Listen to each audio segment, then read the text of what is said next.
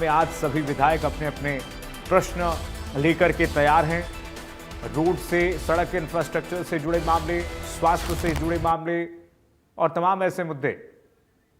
आइए सीधे लिए चलते हैं आपको विधानसभा। इस वक्त सदन की कार्यवाही शुरू हो गई है। माननीय सदस्यगण, अब प्रश्नकाल शुरू होता है। Chaudhary Aftab Ahmed. Sir, question number 1। जी मंत्री। हाँ श्रीमान जी, हरियाणा शहरी विकास प्राधिकरण ने इस योजना को 2008 की पॉलिसी के अनुसार लागू किया हुआ है। सर जी सर, ये स्पेशलिस्ट हॉस्पिटल डेवलप हुए और इनको कंसेशनल रेट्स पे एचएसवीपी ने जमीन दी और उसमें शर्तों में साफ तौर पे लिखा हुआ है कि OPD patients 20% of the total outdoor patients being attended by them on first come first service to patient और आईपीडी का दिया। सर, इन्हीं के जवाब में एनेक्चर जो है सी में वो ये दर्शाता है कि कितनी ओपीडी और जो है आईपीडी विजिट्स हुई हैं। कई अस्पतालों में तो 0 है। सर, हमने कंसेशन पे जमीन दी और इतने महंगे रेटों में ये सरकार, ये जो अस्पताल इलाज करते हैं, गरीब के बस का तो वैसे ही नहीं है। अब जब पॉलिसी है और 2 बार पॉलिसी को किया गया है, 2008 में भी और 2022 में भी, उसके बावजूद भी सरकार की तरफ से कोई मॉनिटरिंग ही नहीं है। गरीबों को जो ठीक वो मिलना चाहिए उसके लिए नहीं है। सरकार जवाब दे कि ऐसा क्यों है कि वो ऐसी अनदेखी हो रही है इतनी।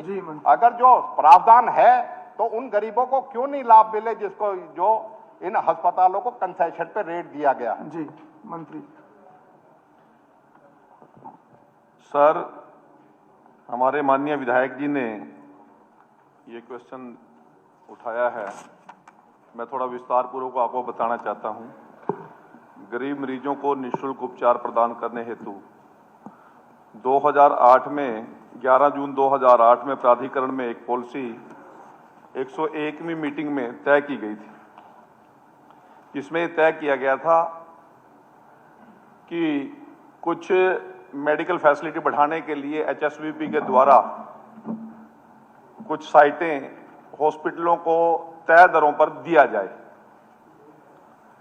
और इसमें कुछ पैरामीटर तय किए गए थे कि बीपीएल कार्ड धारकों को और 5,000 कम आय वर्ग के लोगों को उसमें उन हॉस्पिटल्स में लाभ दिया जाए।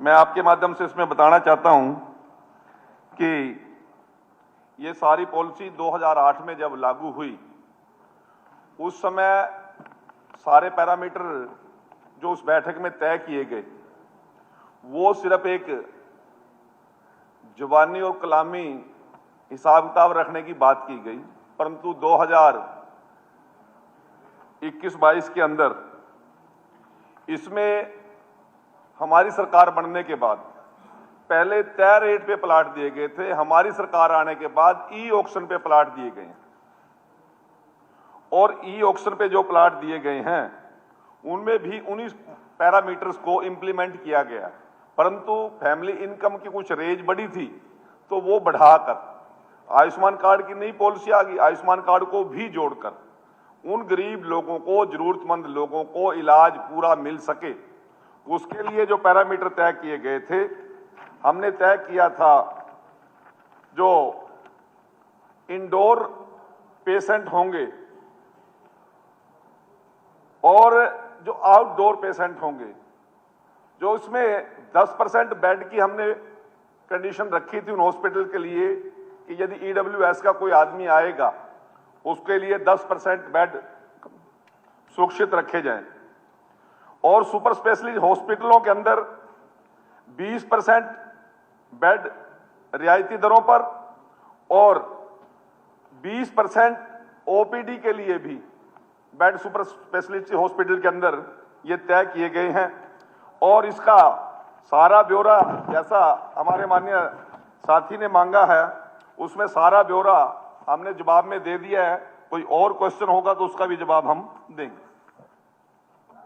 जवाब अभी भी नहीं दिया मंत्री जी ने। मैंने कहा इतने कम ओपीडी और आईपीडी 0-0, क्या सरकार मॉनिटरिंग नहीं करती इस चीज के लिए? एक बार जमीन दे दी और उसके बाद क्या मतलब एचएसवीपी और जो कमेटी बनाई हुई है, कभी उनकी मीटिंग होती है क्या? कभी लोग उनके पास जाते ही नहीं क्या?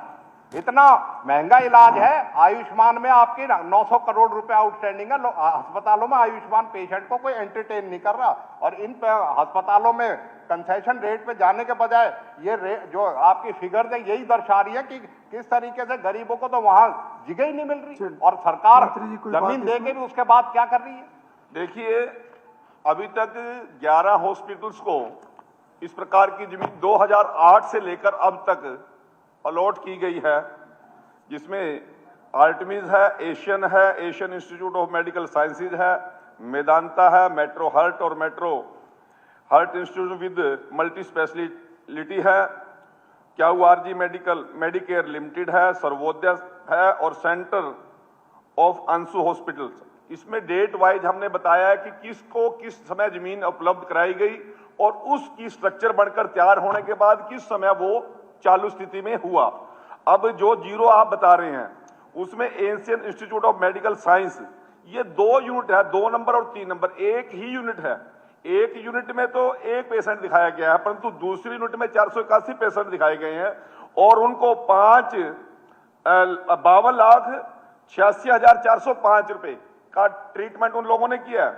इसी प्रकार से मेदांता में है, इसमें यदि टोटल किया जाए तो 3,89,04,431 रुपए का उन्होंने इसमें इलाज किया। टोटल 5 करोड़ का इलाज अब तक का उन लोगों ने अपनी जेल में अभी तक दिया। मैं आपकी अभी शंका दूर कर रहा हूं मॉनिटरिंग, परंतु तीन हॉस्पिटल ऐसे हैं जिनका रिकॉर्ड मेंटेन नहीं हो रहा। उनको हमारा डिपार्टमेंट पुनिश करने के लिए नोटिस और सारी प्रकार की कार्रवाई कर रहे हैं, और मैं आपको यह विश्वास दिलाता हूं सरकार की तरफ से कि मॉनिटरिंग कमेटी की मीटिंग और उसकी विजिलेंस स्पीडली कराने का काम करेंगे। ठीक है। विकास सहारण जी, मंत्री जी। जी श्रीमान जी, हमारे साथी विधायक ने कलायत विधानसभा के लिए और एक नशा के विरोध में सरकार की इच्छा शक्ति के ऊपर बात की है। मैं आपके माध्यम से बताना चाहता हूं, हमारे माननीय मुख्यमंत्री जी द्वारा और हमारी सरकार जब से हरियाणा प्रदेश में बनी है, इस सारी का विस्तार से भाई विकास जी ने 2023, 24 और 25 के दौरान कलायत विधानसभा क्षेत्र में एनडीपीसी अधिनियम के तहत दर्ज किए गए मामलों की वर्षवार संख्या मांगी है। क्रमशः 15, 14 और 16 है। उक्त क्षेत्र के मादक पदार्थों की तस्करी के संबंध में सरकार द्वारा कुल गिरफ्तारियों की संख्या 85 है, और इसी प्रकार से उस क्षेत्र के अंदर HSNCB और स्थानीय पुलिस द्वारा जो प्रकार की कार्रवाई की गई है सभी हमने आपके जवाब में पटल पर रख दिया है। सर, मैं इस जवाब से सहमत नहीं हूं, क्योंकि जो नशा है वो लगातार बिक रहा है, और सरकार ने इसमें कहीं ये नहीं बताया कि हमने जो प्रिवेंटिव स्टेप्स लिए हैं, जो करेक्शन लानी है हमें, कि जो हमारे वो हैं जो हमारे एडिक्ट्स हैं उनके लिए कोई बड़ा हमने कोई वेलनेस सेंटर बनाया हो, कोई रिहेबिलिटेशन सेंटर बनाया हो, वो कोई कलायत इलाके में नहीं है। क्योंकि जो सप्लाई चेन है उसे तोड़ना जरूरी है। जो अरेस्ट हो रहे हैं छोटे लोगों के हो रहे हैं, जो मेन कल्प्रेट्स हैं वो अभी भी नेट से बाहर हैं, तो सरकार उसके लिए क्या कर रही है? जी मंत्री जी, माननीय अध्यक्ष जी,